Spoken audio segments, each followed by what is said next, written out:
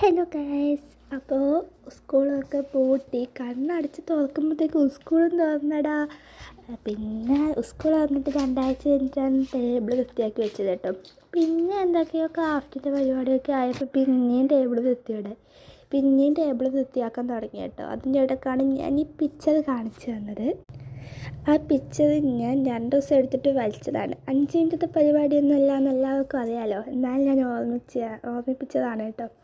പിന്നെ ഓരോ സാധനങ്ങളായി പെറുക്കി എടുത്ത് വെച്ചു. അത് ഞാൻ ഉണ്ടാക്കിയ ക്രാഫ്റ്റാണ്. അത് പാളിസായിപ്പോയി കേട്ടോ.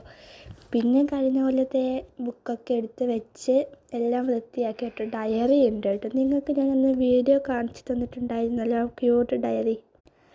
അത് കഴിഞ്ഞിട്ടുണ്ട്. മേശ വിരിച്ചപ്പോൾ 3 വിരിപ്പങ്ങനെ ഉണ്ട് കേട്ടോ. അതൊക്കെ കഴിഞ്ഞ് ഇങ്ങനെയൊന്നും ആക്കിയപ്പോൾ മേശ വൃത്തിയായി.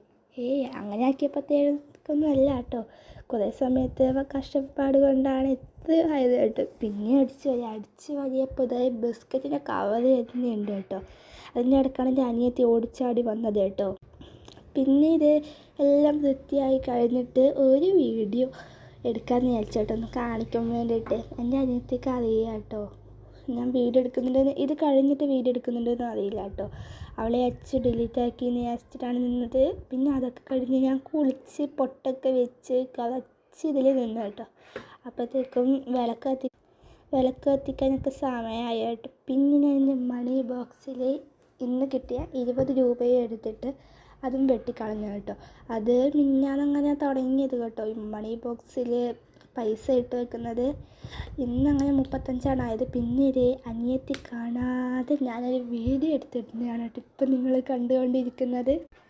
അനിയത്തിക്കറിയില്ല കേട്ടോ ഞാൻ വീഡിയോ എടുക്കുന്നുണ്ട് എന്നുള്ളത്. പിന്നെ രാത്രി ആയപ്പോൾ ക്ലാസ് ഉണ്ടായിരുന്നു, ലൈവ് ക്ലാസ്. അത് കണ്ടിട്ട് എഴുതി. പിന്നെ അപ്പോഴത്തേക്ക് എനിക്ക് ഉറക്കം വന്നു കേട്ടോ. അപ്പോൾ ബൈ.